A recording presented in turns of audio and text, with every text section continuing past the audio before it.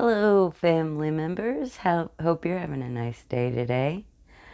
Today I wanted to talk to you about a realization I had the other night while watching a video about the whole Kendrick Lamar Drake situation. And while I was thinking about music and the music industry, and a point that was made in the video that I was watching by FD Signifier, which is like the best video and you should watch it, was that, all of the top most famous rappers right now are people who've been around for a while. That there's no one new coming up that's going to have that, ability to be a big global superstar. And I was thinking about it and I'm like, that's good, I think. You know? Like, I don't know that being a big global superstar musician is the healthiest way to live your life. There been a lot of people who really wrecked their lives that was their thing.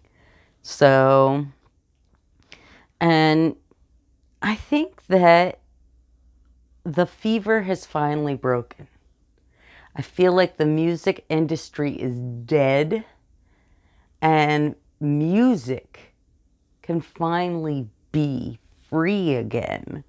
You know, the music industry never helped cultivate the best music. Now, there was some really wonderful music that was made in the course of trying to make money using the music industry to do so.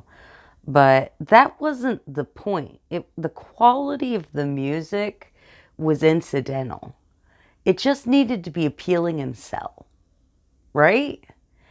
And so when you think about how the way that people consume music has changed over the course of the last, say, 200 years, used to be the only time that someone experienced music was when they were there with somebody who was creating the music live in person.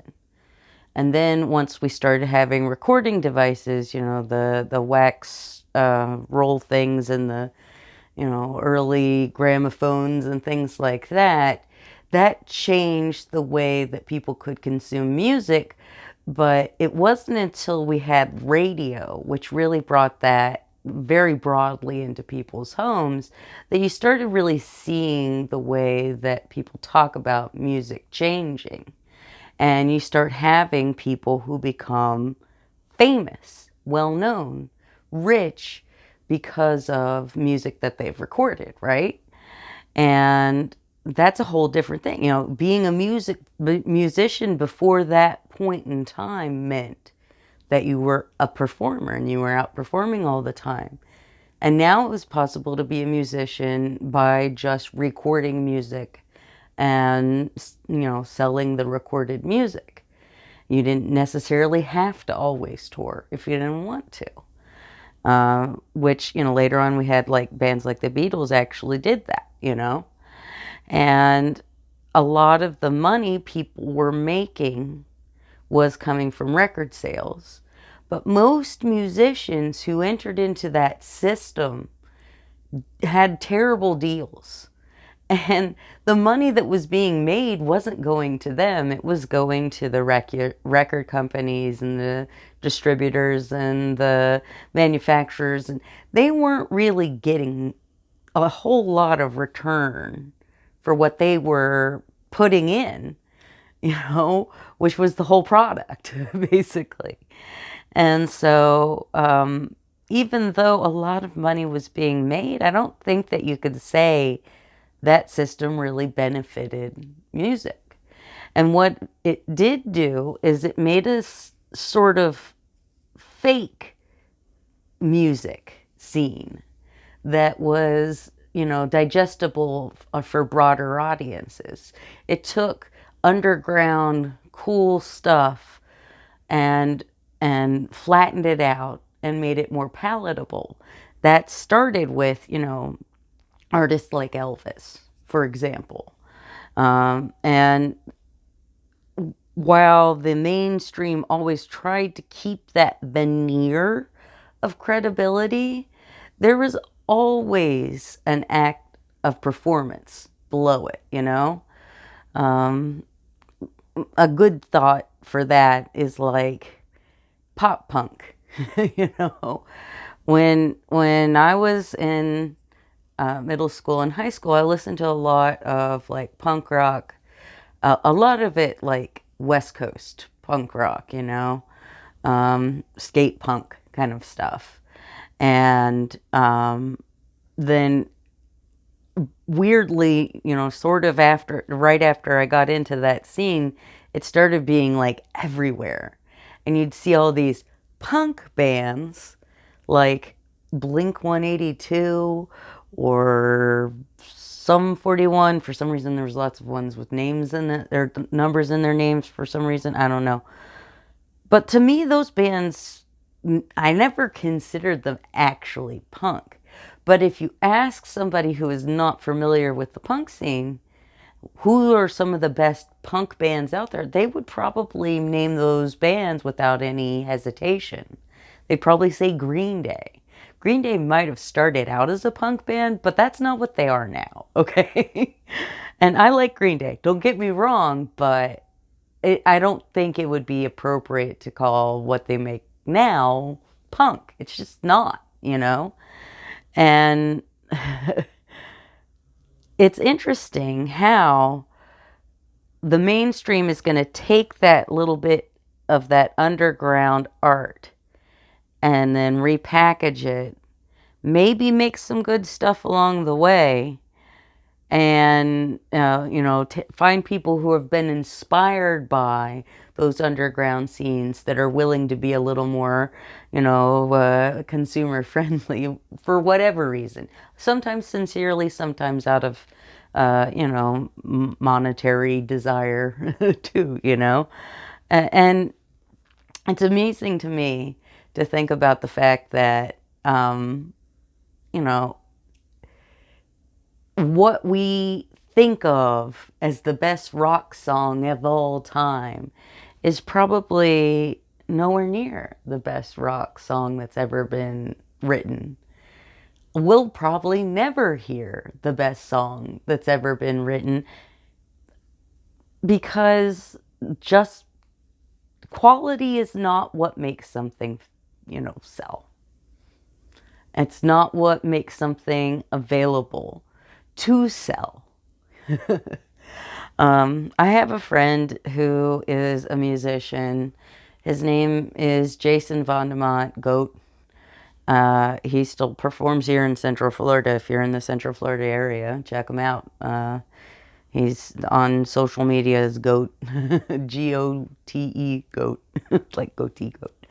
And but he is so talented. It just blows my mind. He is the best songwriter I've ever heard of. And I'm including like every famous person you've ever thought of. I'm including like Bob Dylan. I think he's on that level songwriting wise. I mean, he, at least when he was in his 20s, I don't know if he's this prolific anymore, but you know, he's married, he's a dad, he works, you know, he's not making a living as a musician so much as like getting to play occasionally here and there because he's just not that ambitious of a guy, you know. He had a friend who had some connections in the local entertainment scene who really, you know, loved his music and wanted to help him go far. But the investments that that guy made in him were never going to get him there because he just wasn't the kind of person who was going to go out and sell himself the way that I think you have to if you're going to be a commercially viable musician. And I don't even necessarily mean like big, you know, name kind of person. You know, even underground artists who make a living touring and, you know, maybe aren't famous but have enough of a following that they make their living as musicians, they have to be willing to go out and sell themselves. And so if you include all of those underground musicians and all the like commercial, well-known stuff, mainstream stuff, you're collecting a lot more music, but you're still missing a lot of good things that happen behind the scenes. There are a lot of really talented people who are just not performers.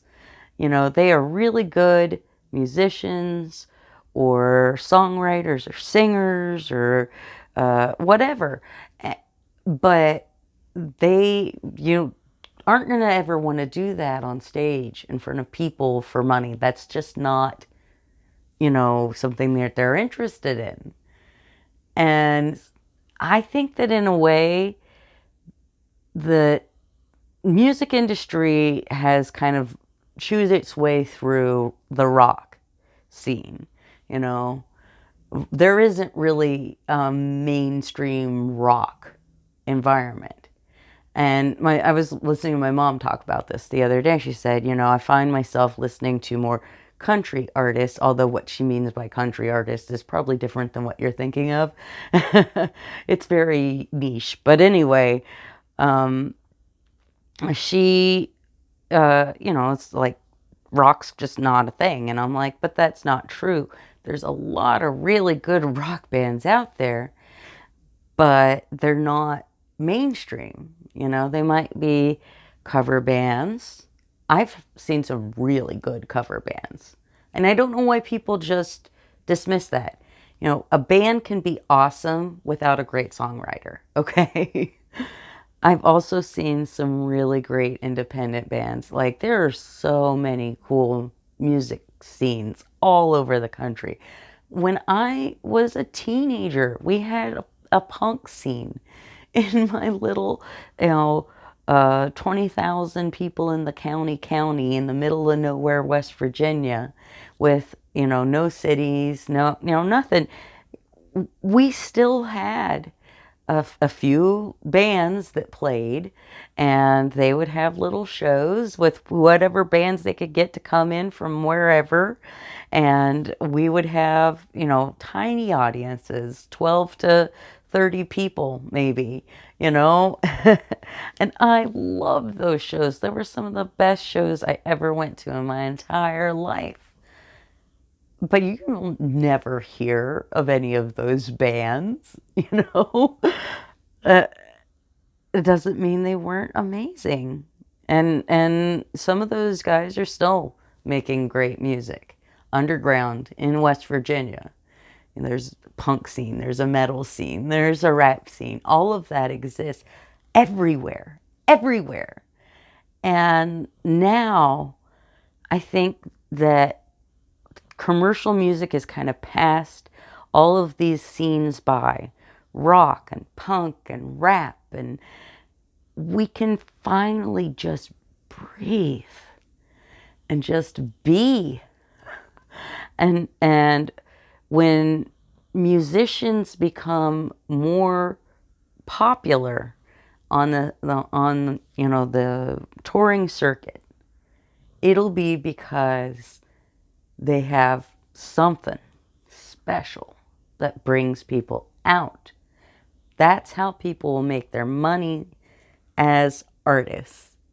And we got to do something about this whole like Live Nation Ticketmaster monopoly thing, because otherwise bands, once they get to a certain level, are going to have a lot of trouble. But when we're talking about small venues, even they can kind of avoid the Ticketmaster whole rigmarole. And I think that's another thing that we need to see more of, is smaller little independent venues and bands that are able to actually take home more of the money that they bring in so that they can support themselves and continue to spread their craft, be able to buy better instruments and audio equipment and things that are going to make their shows even better, light shows or or fog machines or whatever, set dressing, whatever it is that they need for their show. They should be getting the revenue so that they can spend the money on their art and on supporting their lives. They should be able to have families and lives. And I think that the music system that we're getting into is more conducive for that, because I just don't think it's very feasible and I don't think it's ever been very feasible for the vast majority of musicians to make most of their money by selling records or tapes or CDs or MP3 downloads. There's always been a small majority or a small minority that you heard a lot about that could do that. But acting like that was the real music scene, the cream of the crop, that the best people in every genre were who got the record deals and, went on big global tours and stuff, that was always a fantasy. The music industry was selling us a fantasy. And occasionally it came up with something good. But it was, incidental. It was just basically a happy accident. There's that, I think it's Michael Eisner quote. You hear occasionally. I think I first heard it from like Lindsay Ellis or something about where like if you make, or what Disney was trying to do was to make money, not art. But in the course of making money, sometimes they will need to make art. Because if it's soulless, no one wants it, right? So in order to make money, you do need to make something good, And that's why occasionally we would get good music out of the music industry. But now we can stop pretending that the music industry has ever been representative of all of music, of all of the best that could possibly be. It always cracks me up when they say, oh, this is the best rock album of the year, the best this or that. And besides the fact you're comparing apples to oranges there, you just don't know. Because what is going to be influential to the next generation of artists, we don't necessarily even know what that is right now, okay? It could be someone we don't see coming at all. And oftentimes, artists, musicians are inspired by rather obscure figures because they're nerds. They love music. They study music. That's their whole life. And so who is going to know more about obscure musical figures than musicians? So, I can listen to music from anywhere in the world. I can become a fan of a band from anywhere and support them. Even if they're not here and I can't go to a show, I can still buy merch a lot of the times through websites. You can donate. Some bands have Patreons if they're that kind of, trying to just get started kind of situation. There is just a lot of ways that you can consume music outside of your region, even if it is regional music. And so we just don't need mainstream music so much. There's always going to be music in the mainstream for various reasons. But those are going to be the extreme outliers. That's the pop industry. That's, pop country, not real country. Pop rock, not real rock. Pop rap, not real rap. So on. And the pop version of things occasionally will be good.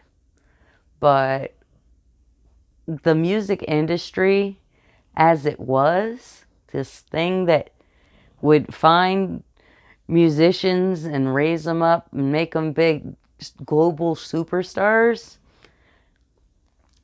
I think we're pretty much gonna mostly see that go to just the pop arena, you know? I don't think that you're gonna see global superstars who are really, you know, committed artists the way that occasionally we would in the past. And I think that's a good thing. I think I look at, like, say, a Kurt Cobain. I think that, he was kind of torn up by fame, you know? Like, I don't know that it was good for him that he got to be that famous. And I don't think that he's a outlier, you know? There's a reason why there's a 27 Club, And it's tragic to think of people like Amy Winehouse or Janis Joplin or Jimi Hendrix. There's just so many musicians who burned bright and then were gone, that wasn't necessarily the way it needed to be, that fame didn't have to be thrust upon these people in order for them to be at the top of their art, The main reason I'm really thinking about this a lot lately is my parents are, like, so obsessively into Billy Strings that it's, like, driving me crazy, but in, like, a cute way. Like, they're in their 70s and they've all of a sudden started this, like, new life of, like, chasing this guy all over the country, and they have seen him in I don't even know how many states now. It's, like, absurd. But most people are like, who? But this is a man who is going out and touring and playing big packed arenas, and it's hard to get tickets, and he has, like, elaborate lore and fans who are following him, a whole culture and a community. And most people have never even heard of him because he doesn't need most people to hear of him. He grows his fan base quite well without the mainstream paying any attention to him at all. And I think that is a sign that the music industry being dead, not being around to try to snatch a guy like that up. And he was, like, in metal bands when he was younger. What if metal was still a big commercial thing and he had just ended up being, the guitarist in some random metal band and never got to have this amazing career that he's had? Like, I think the old way, the music industry way that he could have had if he had been born 30 years young or earlier, would have been way worse for him than the path that he's on.